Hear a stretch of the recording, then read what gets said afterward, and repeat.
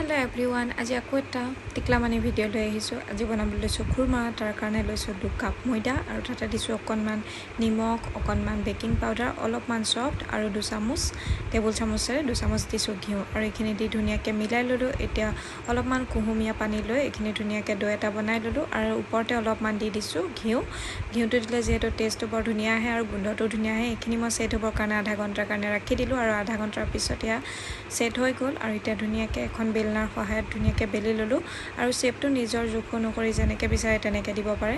আৰু গোটেইখিনি কাটি হোৱাৰ পিছতে এইফালে গেছত পাতি দিছোঁ পেনখন, তাতে দিছোঁ অলপমান ৰিফাইন অইল আৰু এইখিনি ধুনীয়াকৈ দেখিছেনে অলপ অলপকৈ ভাজি ল'লোঁ। ধুনীয়াকৈ ফুলি গ'ল আৰু এইখিনি মোৰ ভাজি হোৱাৰ পিছতে চাচনিৰ কাৰণে মই এখন কেৰাহী পাতি তাতে দিছোঁ 2 কাপ চেনি আৰু পানী দিছোঁ ডাঙৰ কাপেৰে আধা কাপ আৰু এইখিনি ধুনীয়াকৈ চাচনি হোৱালৈকে বনাই দিলোঁ। যিহেতু আঠা হোৱালে অলপ সময় লাগে, সেইটো কাৰণে অলপ ৰখাৰ পিছতে হৈ গ'ল আৰু এতিয়া ভাজি থোৱা খুৰমাখিনি তাতে দি দিলোঁ আৰু খাবৰ কাৰণেতো ইমানেই বেছি ধুনীয়া হয় ন খুৰমা। যোনসকলে খাই ভাল পায় তেওঁলোকেতো খাই খুবেই বেছি ভাল পায়, মই ভাল পাওঁ, সেইটো কাৰণে মই কেতিয়াবা এনেকৈ বনাই লওঁ আৰু এয়া মোৰ খুৰমা ৰেডি।